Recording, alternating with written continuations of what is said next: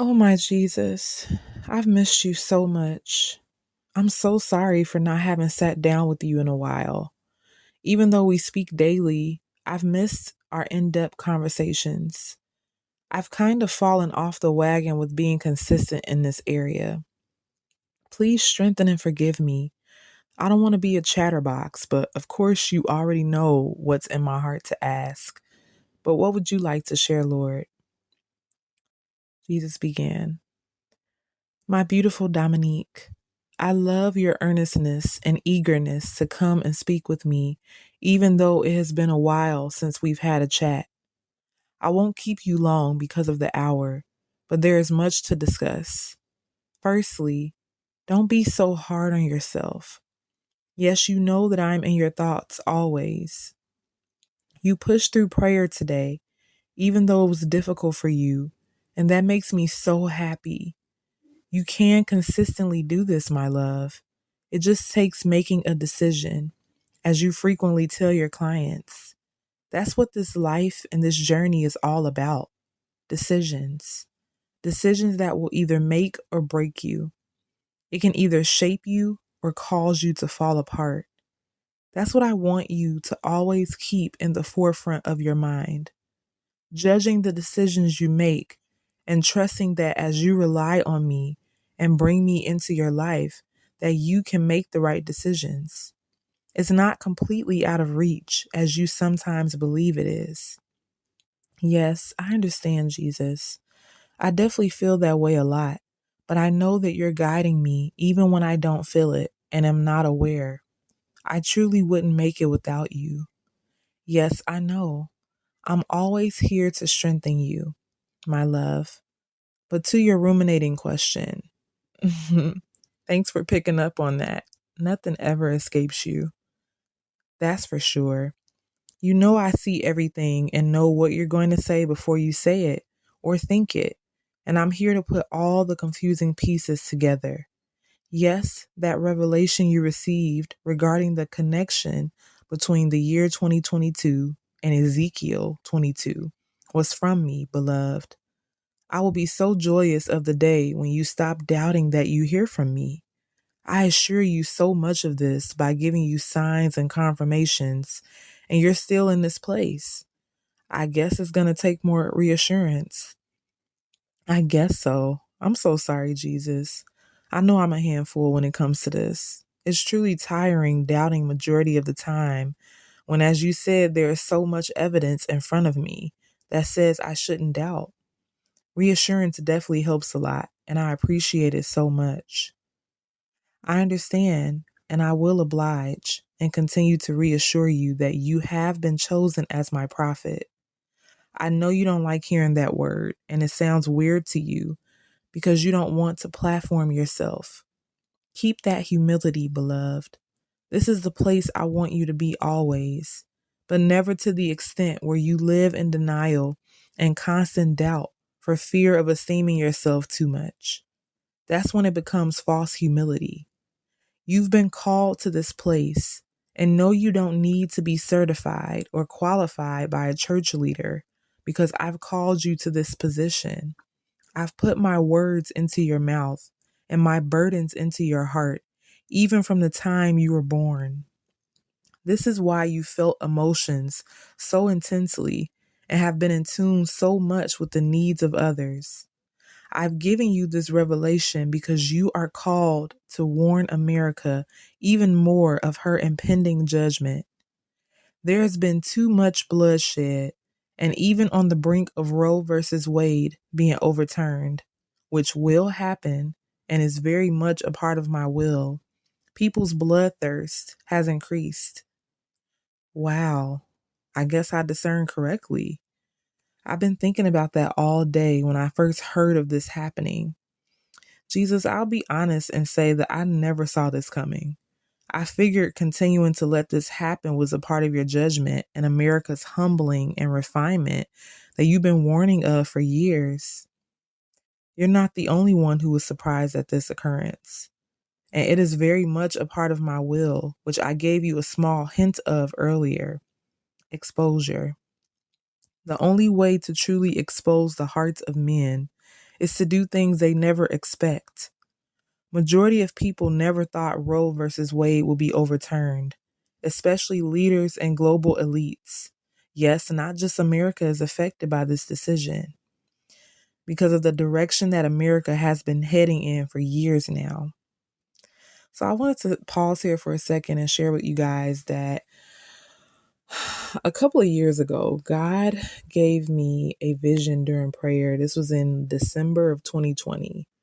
And in the vision, he showed me a picture of a newspaper. Well, first he showed me a picture of like a downtown metropolis area, and the picture was ripped in half.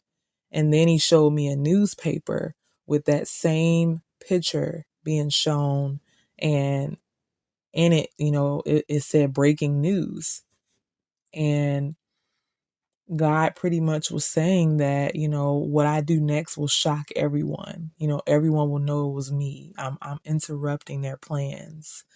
And at the time, I thought that it was concerning Trump, and him winning the election, which, God kind of did a switcheroo on us with that, because he originally had prophesied that Trump would win, and then he didn't, which I've spoken of this before about how a lot of prophetic words that God gives are conditional. So a lot of people may call, prophets fake or false if what they prophesy doesn't come true.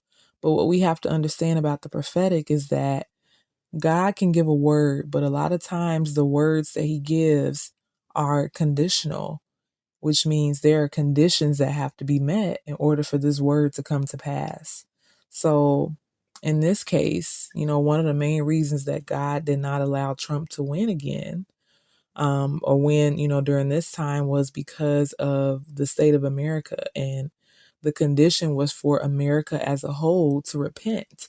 And because America did not do that, that's why God did not allow Trump to win a second term, and why he allowed President Biden to become president. So that's just giving an example, but not to stray too far off. But when I originally got that vision, that's what I thought it was concerning. But as the Lord brought back to me today, that vision he gave me 2 years ago was concerning this moment and concerning Roe versus Wade being overturned, which God is confirming that it will happen. So I know, it's a lot of speculation, I'll get more into that, but I just wanted to share that part there that God confirmed to me today, and he had me go back to that vision and say that this is what I was referring to. I know you thought it was this, but this is what it really was. So I just wanted to share that. But Jesus continued. People expected the depravity to continue, but I can no longer hear the screeching cries of my children and smell their blood seeping into the earth. This is the only way to truly expose the hearts of people and show the true evil that is behind most people's smiles and warm gestures. My goodness, Jesus. I pray I'm hearing this correctly. Earlier, I had thought that it was actually overturned, but then I'm learning that a rough draft of the decision was leaked into the public, which of course is causing an uproar. Yes, it is. There's more to add, but I'll share more with you later. Please cover these souls with pure bloodlust in your prayers. Many of them are on the brink of hell, and only prayer can save them. And that was the end of Jesus's message. But there will be a part 2 to this. He did share with me, and he shared here, that he has a lot more to say about this matter. So there will be a part 2. But as we can see, you all, this is a pretty big occurrence happening right now that God has allowed. This is a really big deal. And we already see that a lot of people are upset, about this decision coming into the works. A lot of people are very upset about it. And this is precisely what God wanted to expose. He wanted to expose the hearts of people, because a lot of times we don't really know how people are until something happens that's as big as this is. You know what I'm saying? We don't really see the hearts of people until they're put under pressure. When people think that everything is going their way and, things are going as they plan, they tend to be on their best behavior. But the moment things happen that is not according to their plan, or things happen that they were not expecting that puts them, under pressure, then that's when you begin to see who they really are. That's when people begin to show who they really are when they're put under pressure. So this is why God is allowing this, on top of him just really being sick of seeing his children be murdered in the womb, probably all the time. He describes all the time how this breaks his heart. This is one of the main things that breaks his heart. And the biggest issue is that a lot of Christians are not speaking up. There are Christians that are speaking up and being bold about this, but it's still a very small minority of Christians that is actually speaking up about this. And that's a problem.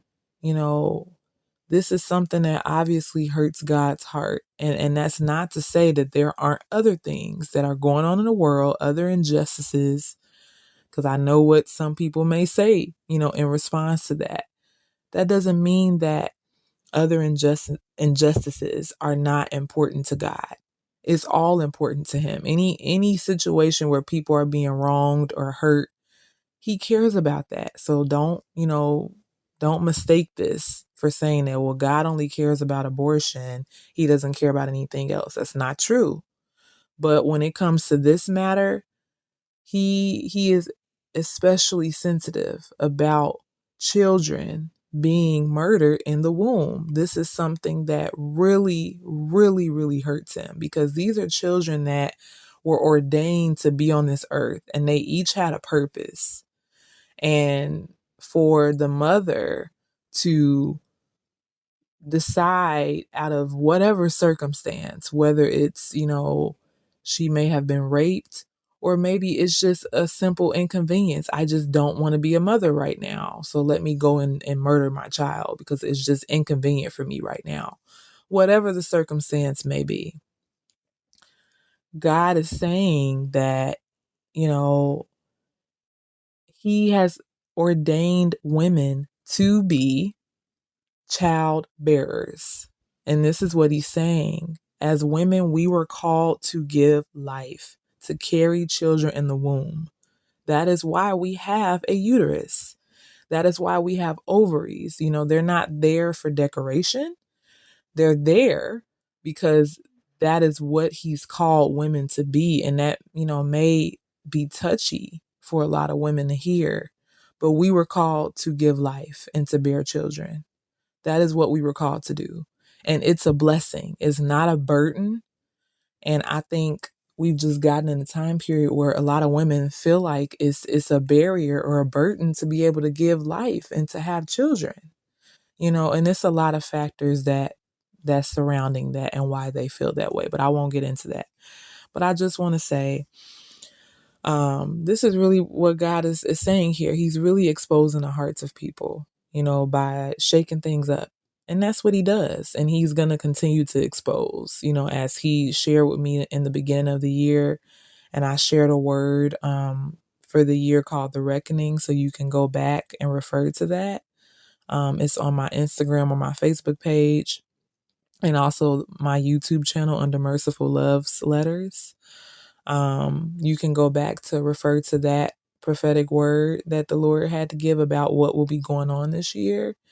And he explains, that this year is about making a decision about who you serve. Are you going to serve him, or are you going to serve the world? And so this occurrence is just one of the many things that will be happening this year. And I feel like this year we have to begin to watch and pray, because a lot of things are going to be happening. A lot of things are going to rear its head before we get out of the year 2022. So just being mindful of that, I pray that you all will have an open heart with this word and this conversation that me and Jesus had. And I pray that you would pray for those individuals who are very bloodthirsty, because there are a lot of individuals in America who have a thirst for blood in multiple different areas. And that's what Ezekiel 22 really talks about, just all of the depravity that Israel was doing. And God sent Ezekiel to be able to warn Israel of their impending judgment. So in this case, Israel is America.